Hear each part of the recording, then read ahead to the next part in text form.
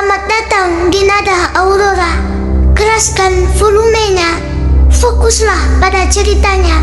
Niscaya terornya akan berasa nyata. Halo sahabat semuanya. Malam itu, kota Sakura terasa sunyi tidak biasa. Angin berhembus dingin dan lampu jalan berkedip pelan. Dalam beberapa hari terakhir, warga kehilangan uang secara misterius. Tidak ada pintu rusak, tidak ada jendela terbuka. Uang lenyap seakan diambil oleh sesuatu yang tidak terlihat. Hingga suatu malam, Pak Mursyid, Satpam Kompleks Sakura, mengalami kejadian yang tak akan pernah ia lupakan. Sekitar pukul 2 dini hari, saat ia berpatroli, terdengar suara lari berat di gang yang sempit. Langkahnya cepat, disertai nafas yang kasar. Dari balik kabut tipis, muncul seekor babi hitam besar. Matanya merah menyala, tubuhnya licin seperti dilumuri minyak. Yang membuat Pak Mursyid membeku di tempat, babi tersebut menembus tembok rumah warga tanpa meninggalkan bekas. Pak Mursyid tidak pingsan. Ia mundur perlahan sambil membaca doa. Matanya tak lepas dari makhluk itu sampai makhluk itu menghilang. Keesokan paginya, rumah yang ditembus babi tersebut kehilangan uang jutaan rupiah. Nama yang sama kembali disebut warga, Pak Rashid, seorang pria pendiam yang tinggal di pinggiran kota Sakura. Setahun lalu, hidupnya susah. Namun, belakangan ini ia mendadak kaya.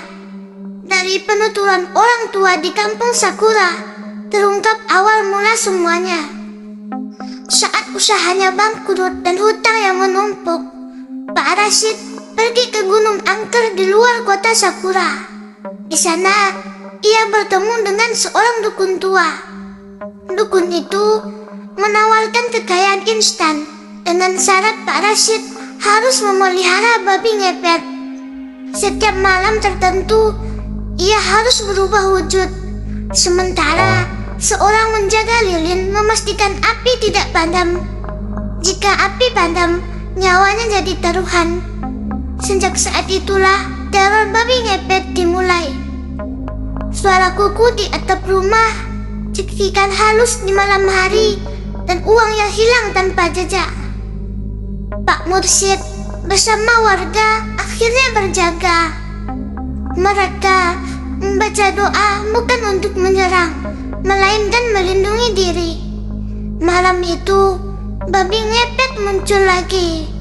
Namun, saat doa yang dilantunkan terdengar keras, makhluk itu terhuyung dan menjerit seperti manusia. Babi itu lalu kabur ke rumah Pak Rashid. Esok paginya, Pak Rashid ditemukan lemas dan sakit parah. Tidak meninggoy, namun tubuhnya kurus, matanya kosong, dan ia tidak mampu berdiri dengan tegak. Sejak malam itu, uang warga tidak pernah hilang lagi. Pak Mursyid yang seorang satpam masih bertugas sampai sekarang.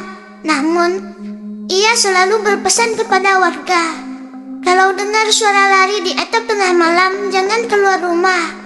Kadang kejahatan paling menakutkan bukan datang dari makhluk lain, tapi dari manusia itu sendiri. Kota Sakura memang kembali tenang. Tidak ada lagi uang hilang, tidak ada lagi suara kuku di atap rumah.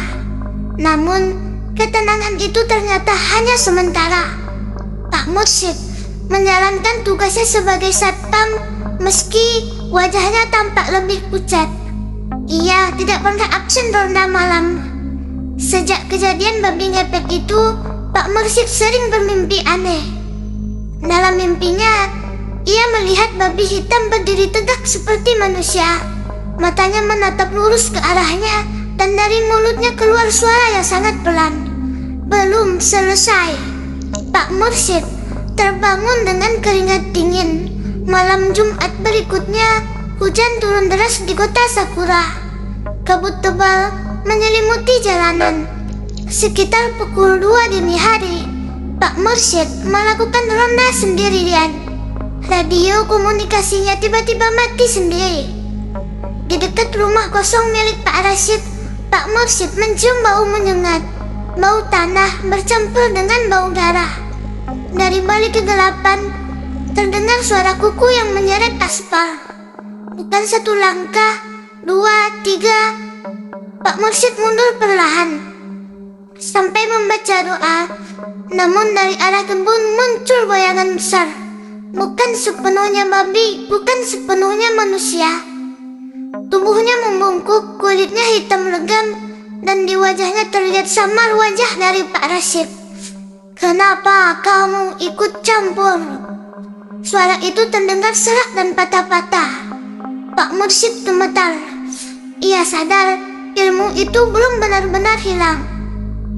Tiba-tiba angin berputar kencang. Lampu jalan padam satu persatu. Warga hanya mendengar teriakan pendek lalu sunyi. Pada pagi harinya, warga menemukan Pak Mursyid tergeletak di dekat pos ronda. Wajahnya tenang, namun tidak ada luka. Tapi di tangannya menggenggam kuat sebuah tasbih yang putus di tengah.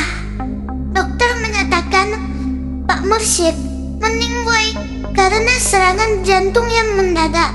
Namun warga merasa curiga, dan warga tahu bahwa malam itu Pak Mursyid menyelesaikan sesuatu permasalahan yang selama ini mengganggunya. Sejak kemetongan Pak Mursyid, rumah Pak Rashid benar-benar kosong. Tidak ada yang tahu kemana ia pergi.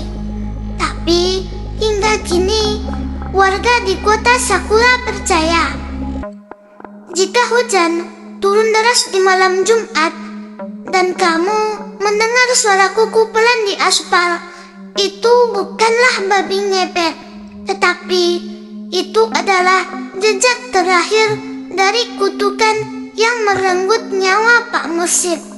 Oke, sekian cerita dari Nada Aurora. Kita harus berhati-hati terhadap tindakan dari makhluk halus.